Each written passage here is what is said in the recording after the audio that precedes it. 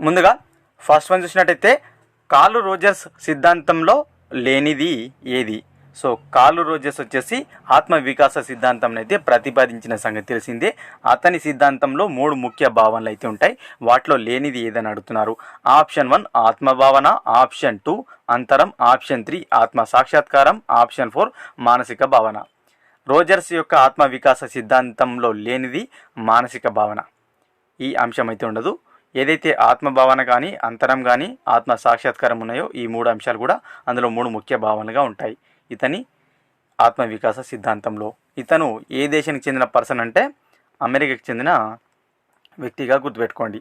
Curl Rogers అమెరికాకి చెందిన person కాగా ఇతనికి ఒక పేరుంది. ఏం పేరు? సైకోథెరపీకి మూల పురుషుడిగా కార్ల్ రోజర్స్కి అయితే పేరుంది. ఓకేనా? సైకోథెరపీకి మూల పురుషుడు ఎవరైనా అడిగినట్లయితే ఆన్సర్ ఏంటి? కార్ల్ రోజర్స్ అన్నమాట. సో ఇతని యొక్క గ్రంథాలు ఏమిటని అడిగినట్లయితే క్లయింట్ సెంటర్డ్ థెరపీ ఒకటి, రెండోది ఆన్ బికమింగ్ ఏ పర్సన్ అనే గ్రంథాలను ఇతను రాశాడు. Important. Option 4 right answer. Kohlberg నైతిక వికాస సిద్ధాంతం ప్రకారం ఎక్కువ శాతం మంది ఈ స్థాయికి మించి ఎదగరు.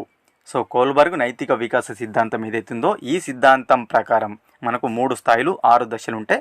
ఎక్కువ శాతం మంది ఏ దశను ఏ స్థాయిను దాటలేరని అడుగుతున్నారు. ఆప్షన్ 1 సాంప్రదాయ స్థాయి 3వ దశ, ఆప్షన్ 2 సాంప్రదాయ స్థాయి 4వ దశ, ఆప్షన్ 3 ఉత్తర సాంప్రదాయ స్థాయి 5వ దశ, ఆప్షన్ 4 ఉత్తర సాంప్రదాయ స్థాయి 6వ దశ. కోల్బర్గ్ వికాస సిద్ధాంతం ఏదైతుందో నైతిక వికాస సిద్ధాంతం ప్రకారం సాంప్రదాయ స్థాయి 4వ దశను మించి అయితే ఎక్కువ శాతం మంది దాటలేరనమాట. ఈ దశను దాటి వారు ఎదగలేకపోతారన్నమాట చాలా శాతం మంది అనమాట సమాజంలో. ఏంటి మరి ఈ దశ అంటే సాంఘిక క్రమ నిర్వహణ నేపథ్య నీతిని అయితే కలిగి ఉంటుంది ఈ దశ. సాంప్రదాయ స్థాయి మనకు 4వ దశ అనమాట. Option 2 right answer. Next one, ఈ క్రింది వాటిలో సరి కానివి ఏంటని అడుగుతున్నారు. పియాజే సంజ్ఞానాత్మక వికాస సిద్ధాంతానికి సంబంధించిన క్వశ్చన్ అనమాట. ఆప్షన్ ఏ పూర్వ ప్రచాలక దశ 3 నుంచి 7 సంవత్సరాలు, ఆప్షన్ బి వస్తు స్థిరత్వ భావన పూర్వ ప్రచాలక దశ, ఆప్షన్ సి సర్వాత్మకవాదము మూర్త ప్రచాలక దశ. చూద్దాం. మనకు పియాజే సంజ్ఞానాత్మక వికాస సిద్ధాంతం ప్రకారం పూర్వ ప్రచాలక దశ అనేది 2 నుంచి 7 సంవత్సరాలు ఉంటుంది. 2 నుంచి 7 సంవత్సరాలు, ఇక్కడ 3 నుంచి 7 సంవత్సరాలు అన్నాడు కాబట్టి ఆప్షన్ ఏ రాంగ్. బి వస్తు స్థిరత్వ భావన అనేది పూర్వ ప్రచాలక దశలో కాదు, ఇంద్రియ చాలక దశలో ఉంటుంది. 0 to 2 ఇయర్స్లో ఉంటుంది వస్తు స్థిరత్వ భావన అనేది ఏర్పడుతుంది. సో ఏమంటారు? ఇంద్రియ చాలక దశలో ఏర్పడుతుంది. ఆప్షన్ బి కూడా రాంగ్. ఆప్షన్ సి సర్వాత్మక వాదము మూర్త ప్రచాలక దశలో ఉంటుంది అంటున్నారు. ఏదైతే మనకు ఈ సర్వాత్మక వాదం ఉందో ఇది పూర్వ ప్రచాలక దశలో ఉంటుంది కాబట్టి ఆప్షన్ సి కూడా రాంగ్. ఏబిసి తప్పెక్కడ ఉంది? ఆప్షన్ 3లో ఉంది. Option C, option 3 is the right answer. చాలా ఇంపార్టెంట్. నెక్స్ట్ వన్, ఎమోషన్ అనేది ఏ భాష నుంచి ఉద్భవించింది? ఎమోషన్ అనే పదం ఏదైతుందో మనకు ఇది ఎక్కడి నుంచి ఉద్భవించిందని అడుగుతున్నారు. చూద్దాం. Option 1 Greek, option 2 Latin, option 3 French భాష పదం, ఆప్షన్ 4 ఆంగ్ల భాష పదము. మనకు ఎమోషన్ అనేది చూసుకున్నట్లయితే లాటిన్ నుంచి ఉద్భవించడం జరిగింది. లాటిన్ భాష పదం నుంచి ఎమోవర్ అనే లాటిన్ భాష పదం నుంచి అయితే ఎమోషన్ అనేది ఉద్భవించింది. ఎమోవర్ ఓకేనా, లాటిన్ భాష పదం అనమాట. దాని నుంచి ఎమోషన్ అనేది అయితే రావడం జరిగింది. ప్రయోజనతవాద మూల పురుషుడు ఎవరు?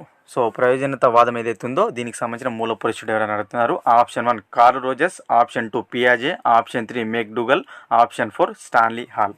ప్రయోజనతవాద ఏదైతే ఉందో దీనికి మూల పురుషుడుగా చూసుకున్నట్లయితే మెక్డూగల్ను పిలవడం జరుగుతుంది. ప్రయోజనతవాద మూల పురుషుడు McDougall. Option 3 right answer. Next one,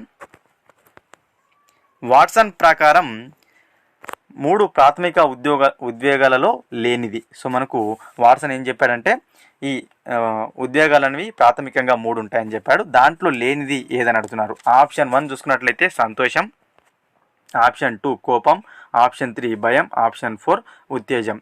Watson ప్రకారం 3 ప్రాథమిక ఉద్వేగాలలో లేనిది ఉత్తేజం. ఓకేనా? సో మనకు వాట్సన్ ఉద్వేగాలను ప్రాథమిక ఉద్వేగాలుగా 3 చెప్పడం జరిగింది. సంతోషం, కోపం, భయం ఈ 3 అనేవి ప్రాథమిక ఉద్వేగాలని చెప్పడం జరిగింది. ఉత్తేజం అనేది ప్రాథమిక ఉద్వేగం కాదనమాట. ఎవరి ప్రకారము?